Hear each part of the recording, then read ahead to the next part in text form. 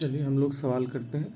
A body of mass 6 kg acted upon a force which cause displacement in it by x is equal to t to the power 4 where t is the time period work done in 2 second. बोला था एक body है 6 kilo का जिसके ऊपर एक force act कर रहा है जो कि डिस्प्लेसमेंट पे डिपेंड करता है, और डिस्प्लेसमेंट का इक्वेशन कितना दिया गया है, t²/4, जहाँ पे t जो है वो टाइम है, सेकंड में दिया गया है। तो आप मुझे बताइए कितना वर्क डन होगा। तो आप तो जानते हो वर्क डन क्या होता है, फोर्स इनटू डिस्प्लेसमेंट, और आपको मास दिया हुआ है और इक्वेशन दिया हुआ है डिस्प्लेसमेंट का, तो डिस्प्लेसमेंट से डिफरेंशिएट करोगे वेलोसिटी, वेलोसिटी को डिफरेंशिएट करोगे एक्सेलरेशन, और एक्सेलरेशन में आप टी का वैल्यू डालोगे और एम ए करोगे और डॉट एक्स। चलो हम लोग देख लेते हैं भैया, हमें पता है फिजिकल टू एम ए होता है और वर्क क्या होता है एफ इंटू एक्स। मुझे एफ़ का वैल्यू निकालना है, एफ़ के लिए क्या एम और ये निकालना है, और एक्सेलरेशन तो मुझे पता नहीं है। तो मैं क्या करूँगा, एक्स को एक बार डिफरेंशिएट करूँगा तो वेलोसिटी, और वेलोसिटी को एक बार डिफरेंशिएट करूँगा तो एक्सेलरेशन आ जाएगा। तो मैं यहाँ पे मास रखूँगा जो बॉडी का दिया गया है, एक्सेलरेशन जो हमारा ये रखूँगा, और एक्स की जगह एक्स का इक्वेशन दिया गया था और 2 सेकंड पे पूछ रहा है कितना वर्क हुआ, तो यहाँ पे टी की जगह 2 रखिए और सॉल्व करिए, आंसर आ जाएगा।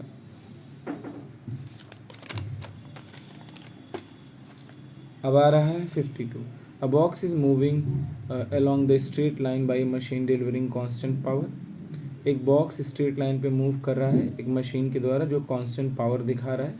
तो distance move by box in time t is proportional to, ये आपको क्लास में कराया गया था एग्जैक्ट यही सवाल, आप याद कर लीजिए।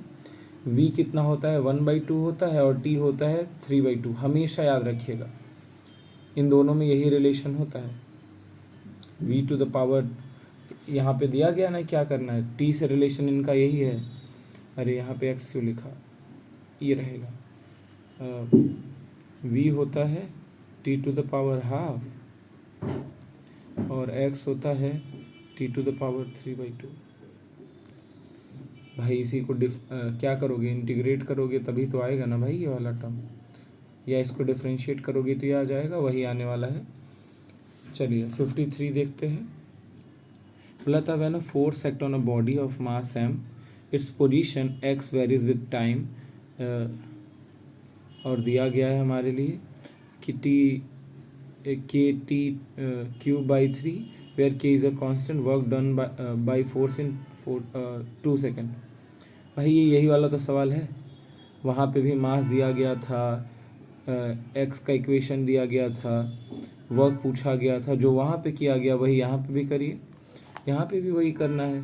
आपको वर्क पता है फोर्स इनटू डिस्प्लेसमेंट होता है, फोर्स होता है मास इनटू एक्सेलरेशन, और अगर आपको डिस्प्लेसमेंट दिया जाए एक्सेलरेशन निकालना हो तो डबल डिफरेंशिएट करिए, डबल डिफरेंशिएट करके टाइम टी का जो वैल्यू दिया गया जिस वक्त उसको वर्क पता है वहाँ पे डालिए, और एक्स में भी जो इक्वेशन दिया गया है भाई, एक्स में भी जो इक्वेशन दिया गया है वहाँ पे वैल्यू डालिए टी का, 2 सेकंड पे पूछा जा रहा है, 2 का वैल्यू डालिए और आंसर आ जाएगा आपका।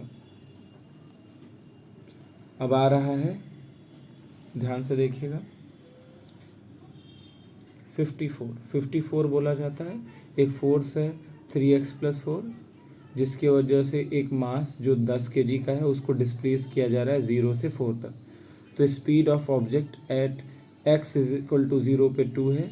अच्छा, बोला जाता है एक फोर्स लगाया जा रहा है 10 kg मास पे जो x इज इक्वल टू 0 से x इज इक्वल टू 4 तक शिफ्ट किया गया, और x इज इक्वल टू 0 पे इसकी स्पीड थी 2 मीटर पर सेकंड। तो बताओ स्पीड 4 मीटर पे कितना होने वाली है। तो आप तो जानते हो ना वर्क क्या होता है भाई, एफ डॉट एक्स होता है, या चेंज इन काइनेटिक एनर्जी होता है, या तो चेंज इन पोटेंशियल एनर्जी होता है, और आपको एफ का इक्वेशन यहाँ पे दिया गया है, ध्यान से देखिए। और एफ के इक्वेशन को अगर आप डिफरेंशिएट करेंगे विद रिस्पेक्ट ऑफ एक्स तो क्या आ जाएगा, आपका वर्क का वैल्यू आ जाएगा, और ये तो चेंज इन काइनेटिक एनर्जी के बराबर होता है, तो हम उसको इक्वेट करके बराबर कर लेंगे हाफ mv²।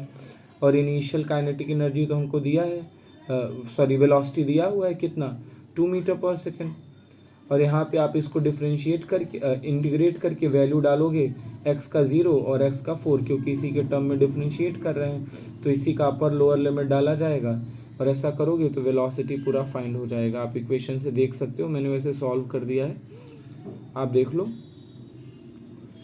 अब आगे चल रहा है भाई 54 के बाद सवाल देखिएगा 55 बोला 2 kg block slides on horizontal floor with speed of 4 metre per second.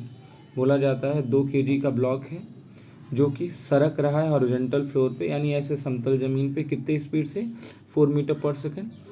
It strikes an uncompressed string and compresses it still it's motionless. The kinetic frictional energy is 50 Newton and the spring constant is 1000 Newton per meter। तो बताओ spring में कितना compression हुआ। अच्छा सुनो, यहाँ पे friction energy आ गई, यानी पूरा जितना इसके अंदर पोटेंशियल या काइनेटिक एनर्जी रहा होगा वो पूरा ही कन्वर्ट नहीं हुआ होगा स्प्रिंग के कंप्रेशन में, कंप्रेशन एनर्जी में कन्वर्ट नहीं होगा, स्प्रिंग एनर्जी में कन्वर्ट नहीं होगा, कुछ तो लॉस होगा। तो मैंने बोल दिया change in kinetic energy is equal to change in spring energy plus friction वाला एनर्जी, क्योंकि सभी कंजर्व रहने वाला है। और हाफ mv² लगाया और यहाँ पे हाफ kx² लगा और यहाँ पे आपको 15 न्यूटन का बोला है, एनर्जी लॉस हुआ है 15 न्यूटन में। जितना स्प्रिंग कंप्रेस होगा उतना ही एक्स भी आएगा भाई। आप जानते हो किसी वेलोसिटी से किसी स्प्रिंग पे मारो तो वो कंप्रेस होना चालू होगा, और जब कंप्रेस होगा तो जितना कंप्रेस होगा उसी के इक्विवेलेंट एनर्जी कितना आता है, हाफ kx²। और इसने बोला फ्रिक्शन वाला फोर्स जो है वो 15 न्यूटन है, और भाई वो तब तक लगता रहेगा जब तक ये स्प्रिंग नीचे की तरफ कंप्रेस होता रहेगा, तो उसका भी वैल्यू x ला दिया। अब यहाँ पे सबका वैल्यू रखिए और फाइंड कर लीजिए। अब आ रहा है 56 ज़रा देखिएगा। Body is projected vertically from the earth and reaches height equal to the earth radius. Before returning the earth, the power exerted by gravitational force is greatest at। चलो भैया, पावर हमको पता है, ग्रेविटेशनल फोर्स के बारे में पूछा जा रहा है तो क्लियर आप जानते हैं। मैं एक बात बोलूँगा, कहाँ गया सवाल, 56 सवाल है भाई, ज़रा सुनिएगा। जब भी हम लोग कोई मास ऊपर फेंकते हैं तो पहले जाता है हाईएस्ट पॉइंट पे, वेलोसिटी 0 होता है। और आपको पता है अगर ज़मीन से फेंका गया था उस समय जितना वेलोसिटी था उतना ही मैग्नीट्यूड का वेलोसिटी उस लेवल पे गिरते समय होगा। हाँ, बस उसका डायरेक्शन बदल जाएगा। तो जानते हो जब ये गिरने लगेगा तभी तो मैक्सिमम वेलोसिटी होने वाला है, और उसी समय मैक्सिमम पावर होगा। और पावर क्या होता है, F.V। तो आप बोलोगे जब वो जैसे ही टकराने वाला होगा ज़मीन से तभी मैक्सिमम पावर होगा, सबसे ज़्यादा चोट उसी समय लगता है। अब आगे चल रहा है 57 सवाल देखिए। 57 में कहा जा रहा है a waterfall from height 60 metre at the rate of 15 kg per second operated by turbine. It loses due to frictional forces is 10% of energy. How much power generated in this system? तो आपको तो पता है ना भाई, अगर हम लोग पावर की बात करें तो पावर क्या होता है, वर्क डन बाई टाइम। और वर्क डन बाई टाइम क्या होता है, mgh, या change in potential energy by time या change in kinetic energy by time, सब तरीके से कर सकते हैं। मैंने चेंज इन पोटेंशियल एनर्जी लगाया क्योंकि इसने हाइट दिया था, और उसने दिया था ज़रा देखना मास पर सेकंड जैसा टर्म दिया था। यहाँ पे ज़रा देखिएगा कहाँ गया, मास पर सेकंड दिया गया है, तो मैं वही यहाँ पे लगाने की कोशिश कर रहा हूँ भैया, mgh/t। और m/t तो क्या होता है, मास पर सेकंड, जो इसने 50 दे रखा है, g और हाइट भी दे रखा है, डालोगे आ जाएगा। अब ज़रा सुनना, ये बोले जितना आप पावर लग रहा है वो पूरा यूज़ नहीं हुआ, 10% तो फ्रिक्शन की वजह से लॉस हो गया। अच्छा बताओ 10% अगर एनर्जी लॉस हुआ तो कितना परसेंट एनर्जी पावर में डिलीवर हुआ, 90%। तो मैंने लिख दिया 90% ऑफ ये वाला टोटल एनर्जी, तो आपको आ जाएगा कितना एनर्जी वाकई में डिलीवर किया गया। अब हम चलते हैं अगला 58 कह रहा है a block of mass 4 kg moving block of mass 4 kg is moving in a frictionless horizontal surface collides with spring of force constant 4 Newton per meter compressed by length 50 centimeter maximum momentum of the block after the collision। बोला जाता है एक block है 4 kg का, ये बात समझ आ गया। और बोला जाता है हॉरिजॉन्टल सरफेस पे कोलाइड कर रहा है जा करके एक स्प्रिंग से जाके टकरा रहा है किसी वेलोसिटी से, और स्प्रिंग का कांस्टेंट कितना है 4 न्यूटन पर मीटर, और ये कंप्रेस हुआ इस स्पीड की वजह से। भाई जब स्पीड से मारोगे बॉल को तो ये कंप्रेस हो जाएगा, और स्प्रिंग कंप्रेस हुआ 50 सेंटीमीटर से, तो मैक्सिमम मोमेंटम पूछा जा रहा है। अच्छा सुनो, मोमेंटम का कोई डायरेक्ट रिलेशन तो हमारे स्प्रिंग के फोर्स से या एनर्जी से तो है नहीं, हाँ काइनेटिक एनर्जी का है। अगर काइनेटिक एनर्जी निकाल लेंगे तो वेलोसिटी पता कर लेंगे, और वेलोसिटी पता कर लेंगे तो मोमेंटम भी पता हो जाएगा, क्योंकि मास इंटू वेलोसिटी क्या होता है, मोमेंटम होता है। मैंने लिख लिया भाई, change in kinetic energy he change in spring energy के बराबर होगा। और चेंज इन काइनेटिक एनर्जी क्या होता है, half m v final square minus v initial square. और स्प्रिंग एनर्जी का चेंज क्या होता है, हाफ के एक्स फाइनल का square minus k x initial का स्क्वायर, जो मैंने कॉमन करके यहाँ पे x final minus x initial लिखा है। अब जानते हो भाई, हाफ हाफ दोनों तरफ से कटा, इधर आ गया 4v स्क्वायर और इधर आ गया ये वाला। तो इनिशियल स्प्रिंग में कोई स्ट्रेच था ही नहीं, ज़रा सा भी ना कंप्रेस हुआ था ना इसको एक्सटेंड किया गया था, तो इनिशियली तो कुछ भी कंप्रेशन एक्सटेंशन नहीं है, तो ये टर्म ज़ीरो हो गया। और ये आ गया 4v square is equal to k x final का स्क्वायर। अब यहाँ पे आप v का वैल्यू पता करोगे, और जो v का वैल्यू आएगा मास इंटू वेलोसिटी डाल दोगे, मोमेंटम पता चल जाएगा।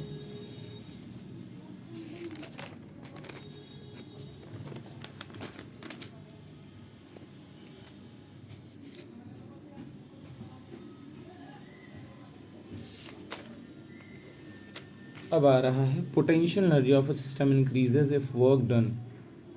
अच्छा, पोटेंशियल एनर्जी सिस्टम का इंक्रीज तब होता है जब वर्क किया जाए अगेंस्ट पोटेंशियल एनर्जी या अगेंस्ट ग्रेडियंट। ज़रा देखना, ये पेन है जब मैं ऊपर उठाया, ये हमेशा किधर जाना चाहता है, हायर पोटेंशियल से लोअर पोटेंशियल। लेकिन आपसे कहा जाता है अगर सिस्टम का पोटेंशियल एनर्जी इंक्रीज करना है, ये तो भाई हायर पोटेंशियल से लोअर पोटेंशियल जाना चाहता है। अगर आप चाहते हो कि इसका पोटेंशियल एनर्जी बढ़े तो आपको उठाना पड़ेगा, और उठाओगे तो आपको वर्क करना पड़ेगा सिस्टम पे। समझ आ गया, या अगेंस्ट पोटेंशियल एनर्जी जाना पड़ेगा। पोटेंशियल एनर्जी इधर मूव करा रहा है और आपको ऊपर जाना है, यानी आपको हमेशा पोटेंशियल एनर्जी के अगेंस्ट वर्क करना पड़ेगा, तभी आप इसके एनर्जी को बढ़ा सकते हो।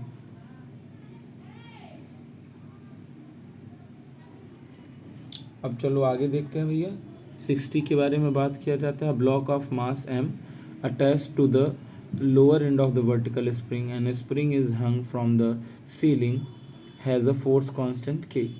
The mass released from the rest with the spring initially unstretched and the maximum extension produced in the length of the spring is। बोला जाता है एक ब्लॉक है जिसका मास m है, जो एक वर्टिकल ऐसे खड़े स्ट्रिंग पे नीचे की तरफ लटकाया गया है। और जब स्प्रिंग लटकाया गया है तो स्प्रिंग पे जो स्प्रिंग कांस्टेंट का वैल्यू है, सॉरी फोर्स कांस्टेंट का वैल्यू है वो k है। और बोला था mass release from rest with the spring initially unstretched the maximum extension produced in the length of the spring will be. तो सुनो भैया, शुरू में मास जो था, हाँ तो इस सवाल में कहा गया है एक ब्लॉक है जो टांगा गया है एक वर्टिकल स्प्रिंग से, और आप जानते हो जो वर्टिकल स्प्रिंग से टांगा गया उसका स्प्रिंग कांस्टेंट कितना है k।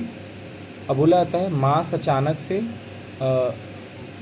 ऐसे स्प्रिंग में बांध करके ऐसे रिलीज़ किया गया, पहले वन स्ट्रेच था बाद में स्ट्रेच हो गया, तो बताओ लेंथ ऑफ स्प्रिंग कितना बढ़ा। अच्छा एक चीज़ बताओ, जितना अब जब आप मास टांगोगे, ज़रा देखना, आपने मास सस्पेंड किया, स्प्रिंग शुरू में ऐसे रिलैक्स हुआ करता था, आप जैसे इस पर m टांगोगे, मास टांगोगे, तो इसके ऊपर mgh का पोटेंशियल एनर्जी आएगा और ये नीचे की तरफ खींचेगा और स्प्रिंग क्या होगा, स्ट्रेच होगा। तो जितना पोटेंशियल एनर्जी का चेंज आएगा उतना स्प्रिंग पोटेंशियल एनर्जी का भी चेंज आएगा। और आपको पता है इसने आपको दिया हुआ है कि अच्छा एक चीज़ बताओ, मान लीजिए ये स्प्रिंग स्ट्रेच हुआ x, तो ये mg भी x से नीचे जाएगा, तो पोटेंशियल एनर्जी क्या आएगा mgx, और स्प्रिंग कांस्टेंट का एनर्जी क्या आएगा हाफ के एक्स स्क्वायर। और यहाँ पे भी एक x है और यहाँ पे x स्क्वायर है, तो x से तो कैंसिल हो जाएगा, क्योंकि भैया जितना स्प्रिंग नीचे खींचेगा उतना ही तो मास नीचे आएगा। और ये कैंसिल किया तो यहाँ पे आ गया mg और ये 2 भी इधर ले गए तो 2mg आ गया इज इक्वल टू x और k आ गया। आपको k का वैल्यू पता करना है, सॉरी x का वैल्यू पता करना है कितना इलोंगेशन या कितना स्ट्रेचिंग हुई है, तो k नीचे जाएगा 2mg/k आ जाएगा। अगला सवाल देखते हैं भैया। 61 बोला जा रहा है a velocity of 10 kg mass increase from 2 metre per second to 4 metre per second, work done. अरे भैया ये बहुत आसान कितनी बार किया गया। Work done change in kinetic energy is equal to minus change in potential energy, यही तो होता है, या F.ds होता है। लो लगाओ, यहाँ पे वर्क निकालना बहुत आसान है, सारा इक्वेशन में वैल्यू दिया गया है, आप करिए। 62 की बात किया जाता है when A spring is stretch by 3 centimetre potential energy store in spring is you. The spring is stretch by 6 centimetre, तब कितना एनर्जी बोला जाता है। स्प्रिंग को अगर खींचा जाए 3 सेंटीमीटर तो उसके अंदर जो एनर्जी आता है वो यू है। तो बताओ अगर उसको 6 सेंटीमीटर खींच दिया जाए तो उसके अंदर कितना पोटेंशियल एनर्जी आ जाएगा। चलो तो मैंने देखा जब 3 सेंटीमीटर खींचा तब पोटेंशियल एनर्जी का वैल्यू कितना आता है, हाफ के एक्स स्क्वायर, और एक्स का वैल्यू 3 सेंटीमीटर दिया है तो 3 का स्क्वायर क्या होता है 9/2 के बराबर आ गया। और स्प्रिंग सेम है तो स्प्रिंग कांस्टेंट भी सेम है। अब मैं देख रहा हूँ जब 6 सेंटीमीटर खींचूंगा तब कितना होगा, हाफ के एक्स स्क्वायर के ही बराबर होगा। और आप जानते हो ऐसा करोगे तो 6 का स्क्वायर आएगा 36/2 के आ जाएगा। 36 को मैं ऐसे लिख सकता हूँ क्या, 4 9 या 36। और आपको तो पता है 4 इंटू 9/2 के आ गया, और 9/2 के क्या इनिशियल एनर्जी था, तो यहाँ पे मैं इनिशियल एनर्जी का वैल्यू पुट कर देता हूँ तो ये कितना आ जाएगा 4u। ये 63 वाला सवाल भाई 4 बार पूछा गया है। काइनेटिक एनर्जी और मोमेंटम का रिलेशन क्या होता है, kinetic is equal to p²/2m। और अगर आप प्रोपोर्शनलिटी निकालना चाहते हो k1 और k2 रखो, p1 और p2 रखो, आंसर आ जाएगा। चेंज पूछे तो चेंज निकाल लो। अब आ रहा है 64 कह रहा है cubical vessel of height 1 metre is full of water, what is the amount of work done in pumping water out of the vessel. बोला जाता है क्यूबिकल वेसल है, यानी एक क्यूब जैसा बॉक्स है। क्यूब मतलब जानते हो ना, लेंथ ब्रेथ हाइट तीनों 1 मीटर है। तो बताओ कितना वर्क करना पड़ेगा वैसे पूरे पानी को बाहर निकालना है। चलो भैया देखने की कोशिश करते हैं, अच्छा सवाल है। बोला था वॉल्यूम ऑफ क्यूब कितना है, ए क्यूब होता है तो मैंने लिख दिया 1 का क्यूब। अच्छा एक चीज़ बताओ, जैसे जैसे पानी गिरता रहेगा, ये पूरा हाइट तो 1 मीटर होगा, लेकिन जैसे जैसे पानी गिरता रहेगा पानी का हाइट कम होता रहेगा, और कम होता रहेगा तो कम पोटेंशियल एनर्जी में चेंज आएगा, तो कम वर्क करना पड़ेगा। भाई बहुत नीचे से पानी नीचे ले जाना है तो आसान है, 5th फ्लोर से पानी नीचे ले जाओगे तो ज़्यादा मेहनत है। तो यहाँ पे हर वक्त हमारा डिस्टेंस घट रहा है, और जब ऐसा कुछ होता है तो हम लोग क्या करते हैं, इंटीग्रेशन या डिफरेंशिएशन का मदद लेते हैं, क्योंकि फ्रैक्शनल चेंज को हम लोग नॉर्मली कैलकुलेट नहीं कर सकते। तो मुझे पता है वर्क क्या होता है, चेंज इन पोटेंशियल एनर्जी, और पोटेंशियल एनर्जी क्या होता है mg, और जितना नीचे आ रहा है। चलो मैंने माना एक पार्टिकल है dx पे जो x दूरी है एक सरफेस से, और आपको तो यहाँ पे मास भी नहीं दिया गया, तो मास होता है वॉल्यूम इनटू डेंसिटी, और ये रहा x जिस तरफ मैंने माना। और आप जानते हो मैं क्या कर रहा हूँ, यहाँ पे वॉल्यूम की जगह मैं लिख रहा हूँ 1 मीटर क्यूब, क्योंकि हमारा यही निकला था, और पानी का डेंसिटी होता है 1000 kg/m³। और यहाँ पे मैं क्या करूँगा, x dx कर दूँगा, इसी का इंटीग्रेशन करना पड़ेगा। और जब इंटीग्रेट करोगे तो क्या आ जाएगा x²/2, x dx का इंटीग्रेशन क्या होता है x²/2, और ये तो वैल्यू कांस्टेंट है तो ये बाहर निकल गया। अब x का वैल्यू पुट करो, आपको पता है लोअर लिमिट 0 है, यहीं से तो चालू हो रहा है, और अपर लिमिट क्या है 1 मीटर, क्योंकि ये वो क्यूबिकल शेप का कंटेनर है, तो मैक्सिमम हाइट तो 1 ही होने वाला है ना, जब सारा रेशो लेंथ विड्थ हाइट सभी 1 है। और अगर इसको सॉल्व करोगे x का वैल्यू डाल करके तो आपको आ जाएगा जितना एनर्जी का खर्च होने वाला है उतना ही वर्क डन भी होगा। अब बोला जाता है स्फेरिकल बॉल, ध्यान से देखिए भैया, spherical ball of mass 4 kg moving along the straight line strike another spherical ball of 1 kg at rest. बोला जाता है एक गोला बॉल है 4 kg का जो सीधे रास्ते पे चल रहा है, और एक दूसरा बॉल है जो 1 kg का है और वो बॉल रेस्ट पे है। लेकिन जब दोनों टकराते हैं तो ए और बी दोनों की वेलोसिटी आती है v1 और v2, और v1 और v2 दोनों एंगल बनाते हैं 30 और 60 डिग्री। तो बताओ ओरिजिनल डायरेक्शन ऑफ, मतलब ओरिजिनल जिस डायरेक्शन में जा रहा था उससे जब टकराए तो दोनों ने 30 और 60 डिग्री का मूवमेंट किया। तो बताइए v1 v2 का क्या रेशियो आने वाला है। बहुत आसान सवाल होता है भाई। अच्छा एक चीज़ बताओ, according to momentum conservation, momentum जितना इनिशियल था कोलिजन के पहले उतना ही फाइनल, यानी अगर इनिशियली इस लाइन पे पार्टिकल चल रहा था तो 100 टुकड़े हो जाए, लेकिन नेट उनका भी वेलोसिटी कहाँ आएगा, इसी डायरेक्शन में आएगा। आफ्टर कोलिजन 4 और 1 kg दोनों चला था, और मैंने माना 4 kg 30 डिग्री है और 1 kg का इस लाइन के लॉन्ग 60 डिग्री है, तो इनके दो दो कंपोनेंट आएंगे, एक आएगा साइन वाला और एक आएगा कॉस वाला, एक आएगा साइन वाला और एक आएगा कॉस वाला। और आप जानते हो साइन कंपोनेंट तो वर्टिकल है इस लाइन के, इसका भी साइन कंपोनेंट देखना वर्टिकल आएगा और इसका भी साइन कंपोनेंट क्या आएगा, वर्टिकल आएगा। और मुझे तो पता है कि वर्टिकल वेलोसिटी आ ही नहीं सकती, क्योंकि इनिशियली तो ये इस लाइन पे चल रहा था, तो पक्का इसका वर्टिकल और इसका वर्टिकल वेलोसिटी बराबर होगा और एक दूसरे को कैंसिल आउट कर देंगे, तभी पूरे सिस्टम का मोमेंटम कंजर्व हो पाएगा। तो मैंने इनका वर्टिकल कंपोनेंट दोनों का बराबर कर दिया, लिख दिया 4v1 sin 30 और इसका वर्टिकल कंपोनेंट क्या आएगा 1v1 sin 60, और दोनों को सॉल्व करोगे तो v1 v2 का रेशियो आ जाएगा, क्योंकि नेट तो इसी लाइन पे वेलोसिटी होने वाली है टकराने के बाद। ये जो ऊपर नीचे जा रहे हैं ये नेट कैंसिल होने वाले हैं। अब चलिए आगे देखते हैं। सवाल 66 से बोला जाता है a particle is acted upon a constant power, then which of the following physical quantity remain constant. बोला जाता है एक पार्टिकल के ऊपर कांस्टेंट पावर दिया जा रहा है, तो बताओ कौन सा फिजिकल ऐसा क्वांटिटी है जो कभी बदलेगा नहीं। तो आप तो जानते हो पावर क्या होता है, F.V होता है, या change in kinetic energy by time होता है। और आपको तो पता है अगर चेंज की बात किया जाए, मैंने ऐसे लिख दिया d/dt k का करोगे तो ये क्या होगा भैया, कांस्टेंट रहने वाला है।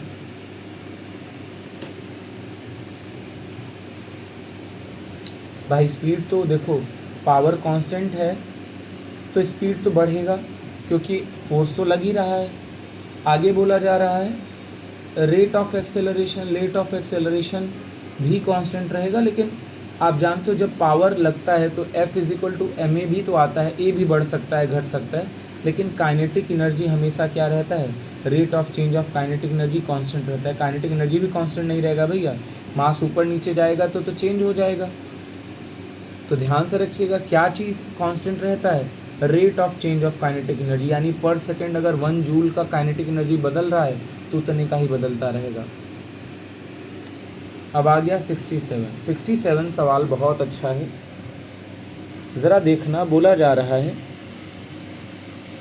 दो फ्रिक्शनलेस सरफेस है, इंक्लाइन प्लेन है, एक का इंक्लाइन एंगल है 30 और एक का 60, और बोला जाता है जैसे शो किया गया फिगर में। अब बोला जाता है दो ब्लॉक और ए और बी उसके ऊपर रखे गए हैं, तो दोनों का रिलेटिव एक्सेलरेशन बताइए, ए का विथ रिस्पेक्ट टू बी। तो ज़रा एक चीज़ बताओ, ब्लॉक आपको ये सिखाया गया है कि ब्लॉक का जो इंक्लाइन प्लेन के तरफ कंपोनेंट आता है वो आता है mg sin थीटा, और जो ग्राउंड की तरफ आता है उसको बोलते हैं mg cos theta, sorry ground बोल रहा हूँ, जो नॉर्मल की तरफ आएगा सरफेस के परपेंडिकुलर आएगा वो क्या आता है, cos थीटा आता है। और ये वाला जो हमारा फोर्स है ये चलाने के लिए रिस्पॉन्सिबल नहीं, चलाने के लिए रिस्पॉन्सिबल कौन है, ये वाला जो इंक्लाइन प्लेन के अबाउट है। और ये हमारा आ गया mg sin 60 और यहाँ p पे mg sin 30, और यहाँ पे अगर हम लोग m से डिवाइड कर दे तो हमें एक्सेलरेशन मिल जाएगा, क्योंकि F = ma होता है। तो क्लियर सा बात है, ज़रा देखिएगा। F जब ma होता है तो a क्या आ जाएगा F/m, और वो मैंने किया तो ये आ गया g sin 60 और b क्या आ गया g sin 30, मैंने ये निकाल लिया। अब इसने एक बात बोला है, ज़रा ध्यान से सुनना बहुत अच्छे से। इसने बोला है कि इन दोनों का जो रिलेटिव वेलोसिटी बताना है ना, vertical acceleration, sorry relative velocity नहीं भैया, इनका एक्सेलरेशन का वो कंपोनेंट का आपको रिलेटिव बताना है जो वर्टिकल है। अच्छा सुनो, हमारा तो ये रहा एक्सेलरेशन, और एक्सेलरेशन का अगर यहाँ हॉरिजॉन्टल प्लेन से 60 डिग्री है तो यहाँ पे भी कितना होगा, 60 होगा। मैंने 60 बना दिया। और इसका ऊपर वाला कंपोनेंट क्या होगा, G√3/2 cos 60, और ये वाला G√3/2 sin 60, और यही वर्टिकल कंपोनेंट है और ये तो हॉरिजॉन्टल कंपोनेंट है। ये बोला जा रहा है रिलेटिव एक्सेलरेशन बताइए वर्टिकल कंपोनेंट का। चलो इसका भी वर्टिकल और हॉरिजॉन्टल कंपोनेंट करते हैं। यहाँ पे वैल्यू आया था G/2, अब इसका ये कॉस कंपोनेंट हो गया और ये साइन G/2 साइन थीटा लिखा। और ये रिलेटिव क्या होता है, बड़े में से छोटे को क्या किया जाता है, घटा दिया जाता है। हमने घटा दिया, हो गया हमारा। ये आप करोगे आपको मिल जाएगा, ये वाले में से ये वाला घटा दो। अब देखते हैं अगला, बोला जाता है ball is moving with velocity 2 metre per second. एक बॉल है जो 2 मीटर पर सेकेंड से चल रहा है। कोलाइड हीट ऑन, हिट नहीं होगा भाई, अनदर स्टेशनरी बॉल ऑफ, यहाँ पे HIT होना चाहिए भैया, हिट्स। बोला जाता है एक बॉल है जो 2 मीटर पर सेकेंड से चल रहा है, वो जाके टकरा रहा है एक ऐसे बॉल से जिसका मास डबल है, और बोला जा रहा है इस कोलिजन का कोफिशिएंट ऑफ रेस्टिट्यूशन 0.5 है। तो बता दीजिए कोलिजन के बाद इनकी वेलोसिटी क्या होने वाली है। अच्छा एक चीज़ बताओ, दोनों की वेलोसिटी पूछ रहा है, मास 1 की और मास 2 की आफ्टर कोलिजन, और दो अननोन के लिए मुझे 2 इक्वेशन बनाना पड़ेगा तभी सॉल्व कर पाऊंगा। तो आप जानते हो कोलिजन में 2 टर्म आता है, एक आता है कोफिशिएंट ऑफ रेस्टिट्यूशन। क्या आता है, कोफिशिएंट ऑफ रेस्टिट्यूशन।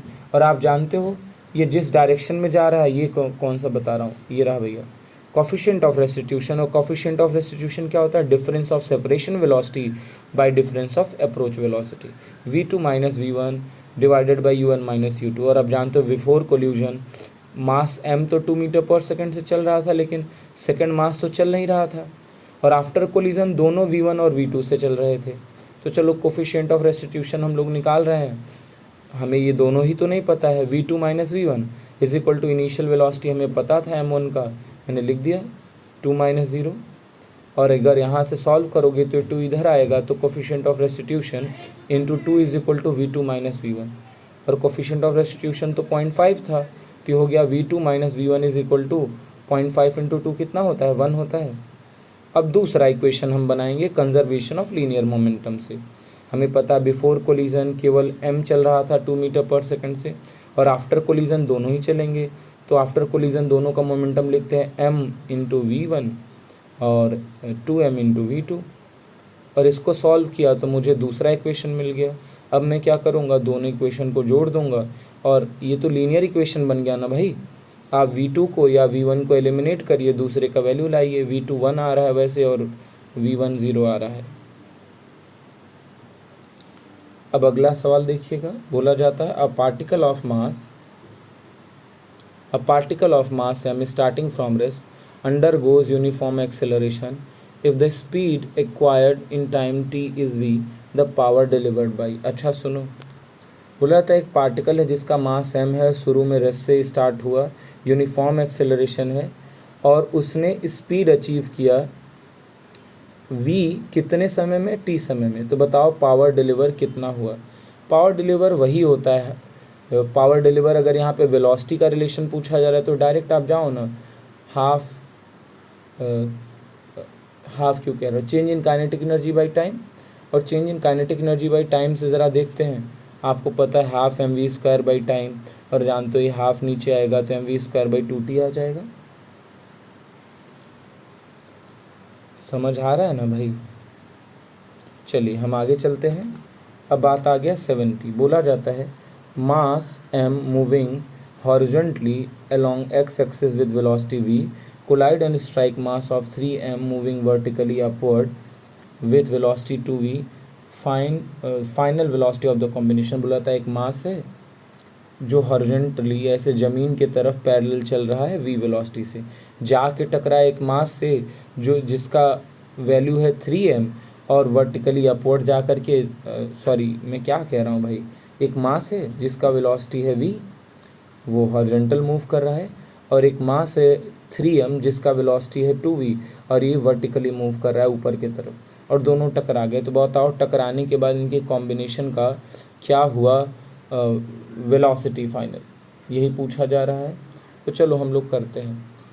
जानते हो एक जा रहा था, हम भी जब मोमेंटम कंजर्वेशन लगाते हैं तो किसी एक डायरेक्शन में लगाते हैं, क्योंकि आपको पता है एक डायरेक्शन का मोमेंटम कॉन्टिन्यूअस कांस्टेंट होने वाला है, क्योंकि मोमेंटम अपने आप में एक वेक्टर क्वांटिटी है।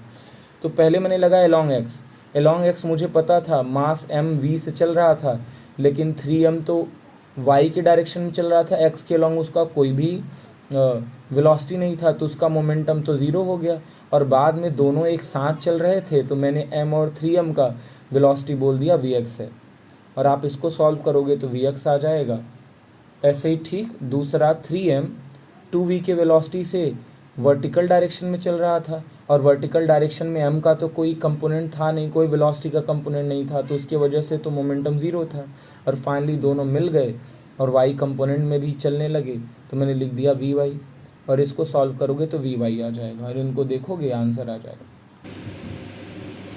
अब अगला सवाल देखते हैं भैया। बोला था potential energy of a particle दिया हुआ है a/r² - b/r, where a and b are the positive constant and r is the distance of the particle from the center of the field for stable equilibrium distance of the particle। अरे यार, आपको potential energy का equation दिया गया है और equilibrium का point पूछा जा रहा है, आप नहीं निकाल सकते। एग्जैक्ट यही सवाल क्लास में किया गया था। हम क्या करते हैं, पोटेंशियल एनर्जी को डिफ्रेंशिएट करेंगे और ज़ीरो के बराबर कर देंगे तो हमें पॉइंट ऑफ इक्विलिब्रियम पता चल जाएगा। और अगर डबल डिफ्रेंशिएट कर दोगे तो अगर वैल्यू पॉजिटिव आ गया तो आपको पता चल जाएगा स्टेबल इक्विलिब्रियम नहीं है, अनस्टेबल इक्विलिब्रियम है। अगर निगेटिव आ गया तो स्टेबल इक्विलिब्रियम है, अगर ज़ीरो आ गया तो न्यूट्रल इक्विलिब्रियम है। ये हम लोगों ने सीखा था ना भाई, एग्जैक्ट क्लास में किया था। अब आगे बोला जा रहा है भैया 72, करोगे आंसर आ जाएगा। अब बोला जाता है body of mass 4m lying on x y plane. बोला जाता है 4m का बॉडी है, कितना बॉडी का मास है भैया 4m, और लाई कर रहा है एक्स वाई प्लेन पे, वो भी रेस्ट पे है, और अचानक से वो 3 टुकड़ों में टूटा। 2 पीस जिनका मास m था वो एक दूसरे के परपेंडिकुलर और बराबर स्पीड से चले गए, तो टोटल एनर्जी कितना आया। तो आप जानते हो टोटल एनर्जी एक स्केलर क्वांटिटी है, और हम अलग अलग मास जो एक्सप्लोड हुए हैं उनके बारे में सीखेंगे, और हम डायरेक्ट उनका वेलोसिटी पता कर लेंगे तो हम उनका डायरेक्ट काइनेटिक एनर्जी लिख सकते हैं। तो ज़रा देखना, दो तो m वाले कितने थे, 90 डिग्री पे थे, और दोनों का मास भी m था, वेलोसिटी भी सेम था, तो 90 डिग्री पे दो। आप ज़रा वेक्टर को जोड़ो मोमेंटम, क्योंकि हम मोमेंटम कंजर्वेशन लगा रहे हैं ताकि तीसरे का जो 2m मास है उसका भी वेलोसिटी पता चल जाए। और उसके लिए हमने क्या किया, ये दोनों जोड़ोगे 90 डिग्री पे जोड़ोगे तो √2 टाइम्स आएगा। मान लीजिए इसका भी मोमेंटम mv था और इसका भी mv था, तो ये तो 2 टाइम आ गया। चलो ये वाला है जिसको मैंने माना ये v2 है, ठीक है। तो ये दोनों का मास भी सेम, वेलोसिटी भी सेम, तो इनका मोमेंटम भी सेम। हाँ बस 90 डिग्री पे है, 90 डिग्री पे है तो ज़रा देखिएगा 90 डिग्री पे दो का सम करते हो तो √2 mv आता है, और यहाँ पे 2m और v2 मैंने लिख दिया। अब जानते हो शुरू में तो सभी रेस्ट पे थे, तो शुरू का तो मोमेंटम ज़ीरो हो गया। अब ज़रा देखना √2m इधर ले जाता हूँ और इधर रह गया -2m v2, और अगर इसको सॉल्व करोगे तो v2 का value in the respect of v1 आ जाएगा। फिर सबका काइनेटिक एनर्जी लिख लो, ये पहले मास का हाफ mv², दूसरे मास का हाफ mv², और तीसरे मास का हाफ, और इसका मास तो 2m था, और v का वैल्यू आया है 1/√2v, और इसको सॉल्व करोगे तो 3/2mv² आ जाएगा।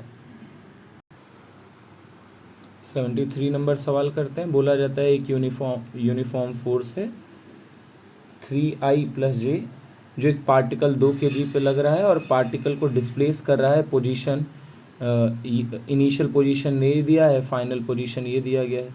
वर्क डन बाय पार्टिकल पूछा जा रहा है। अच्छा एक चीज़ बताओ, वर्क डन क्या होता है, फोर्स इनटू डिस्प्लेसमेंट, और आप जानते हो इसको तो हम FD cos थीटा भी बोलते हैं। और आपको पता है मैंने सिखाया है कि यहाँ पे आई का आई के साथ क्या करेंगे, डॉट प्रोडक्ट करेंगे, और जे वाला कंपोनेंट जे के साथ डॉट प्रोडक्ट करेंगे। पहला स्टेप तो क्या होगा, चेंज इन पोजीशन निकालिए तो डिस्प्लेसमेंट पता चल जाएगा, और जब डिस्प्लेसमेंट पता चलेगा तो हम क्या करेंगे, एफ डॉट डी करेंगे, और एफ डॉट डी करेंगे आई का आई से मल्टीप्लिकेशन, जे का जे से मल्टीप्लिकेशन, और के का तो कोई मतलब ही नहीं रहा। ये बात समझ आ गया, आंसर आ जाएगा।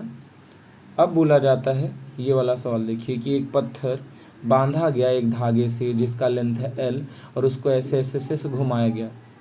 अब बोला जाता है एक इंस्टेंट टाइम जब लोएस्ट पोजीशन पे होता है स्टोन तो उसका स्पीड यू था, तो बताओ मैग्नीट्यूड जब वो हॉरिजॉन्टल चला गया। ध्यान से सुनना, जब ये ऐसे वर्टिकल था तो इसका वेलोसिटी था यू, और आपको पता है मिनिमम कितना यहाँ पे यू हो कि यहाँ तक पहुँच जाए, वो है √5gl।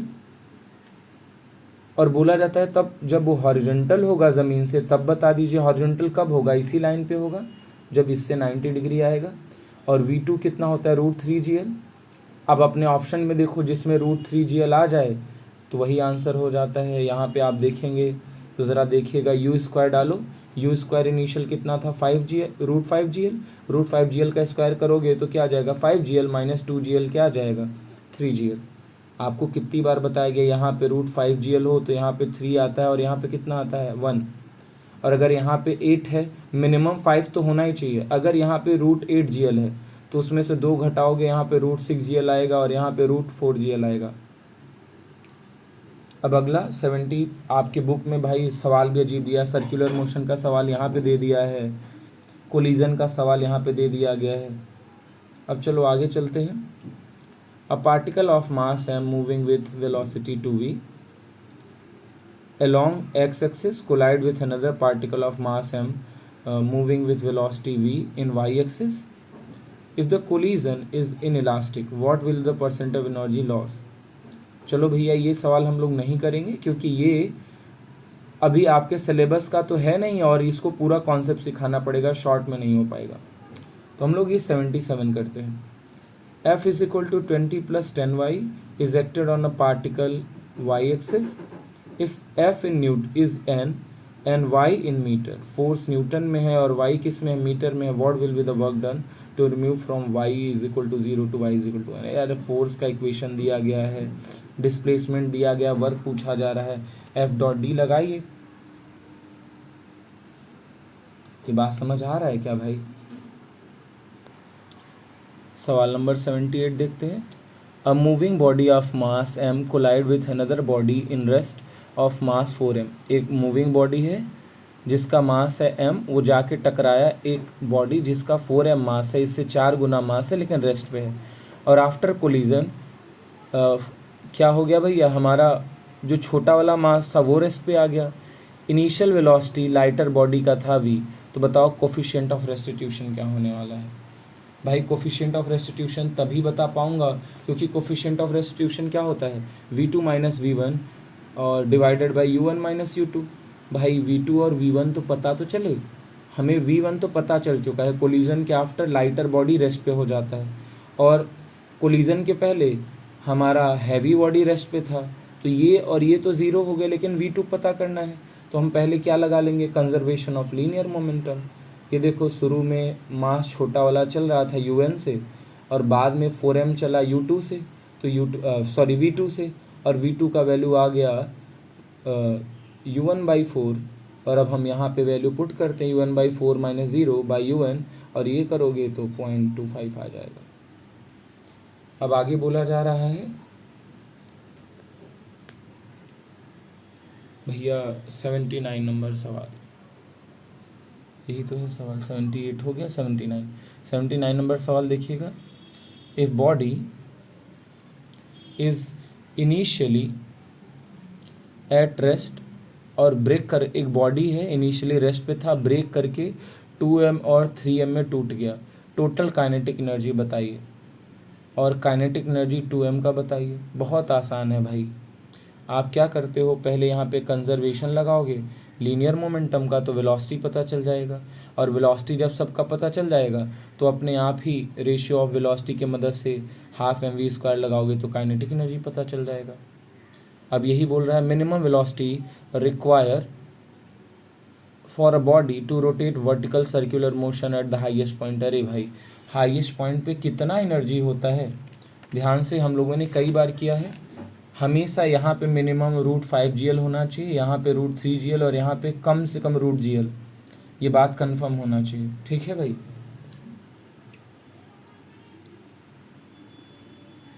अब आगे बोला जा रहा है भाई कि ये एक्सप्लेन करिए। बोला जा रहा है जब यूनिफॉर्म सर्कुलर मोशन होता है, क्या होता है भैया, जब यूनिफॉर्म सर्कुलर मोशन होगा, कहाँ गया, तो momentum going change but kinetic energy remain constant. बोला था जब मोमेंटम चेंज होने लग, जब कोई बॉडी यूनिफॉर्मली सर्कुलर मोशन करती है तो काइनेटिक एनर्जी तो सेम रहता है लेकिन मोमेंटम बदल जाता है। और दूसरा स्टेटमेंट दिया गया, मोमेंटम होता है मास इंटू वेलोसिटी और काइनेटिक एनर्जी होता है ½ mv²। In circular motion √v changes v² do not. अच्छा सुनो भैया, एकदम ध्यान से सुनिएगा। आप जानते हैं momentum is a vector quantity and kinetic energy is a scalar quantity. और आपको पता है जब सर्कुलर मोशन होता है तो वेलोसिटी तो कांस्टेंट नहीं रहता लेकिन स्पीड कांस्टेंट रहता है। वेलोसिटी इसलिए कांस्टेंट नहीं, देखो सर्कुलर मोशन हो रहा है और यूनिफॉर्म सर्कुलर मोशन है तो स्पीड सेम रहा होगा, स्पीड बढ़ नहीं घट नहीं रहा है, लेकिन स्पीड सेम है, डायरेक्शन तो बदल रहा है तो वेलोसिटी तो बदल ही रहा है। तो मोमेंटम तो सेम ही हो गया, सॉरी मोमेंटम क्यों कह रहा हूँ, काइनेटिक एनर्जी तो बदल नहीं रहा है क्योंकि kinetic energy is a scalar quantity, उसमें केवल वेलोसिटी का मैग्नीट्यूड लगता है तो वो तो सेम रहा। लेकिन मोमेंटम का मैग्नीट्यूड सेम है लेकिन momentum as a vector same नहीं है क्योंकि लगातार वेलोसिटी का डायरेक्शन बदल रहा है तो मोमेंटम भी बदल रहा है। आगे चलते हैं भाई। अब आगे बोला जा रहा है, ज़रा सुनिएगा, कि work done by conservative force in a close path. भाई क्लोज लूप जब भी आता है, वर्क डन सर्कुलर पाथ में हमेशा ज़ीरो होता है और हमेशा काइनेटिक एनर्जी पॉजिटिव होता है। पोटेंशियल एनर्जी नेगेटिव होता है लेकिन काइनेटिक एनर्जी हमेशा पॉजिटिव। ये बात समझ लीजिए। अब बोला जाता है match the following, work done by all forces, work done by conservative close field by path. ज़रा देखो, कंजर्वेटिव फोर्स फील्ड के द्वारा अगर क्लोज पाथ में वर्क किया जाता है तो ज़ीरो आता है। Work done by external force हमेशा चेंज इन मैकेनिकल एनर्जी करता है। Work done by non conservative force, आप ध्यान दीजिएगा, हमेशा नॉन ज़ीरो होने वाला है। और आप जानते हो वर्क डन किया जाए कंजर्वेटिव फोर्स के द्वारा ऑल फोर्सेस तो काइनेटिक एनर्जी का चेंज आएगा।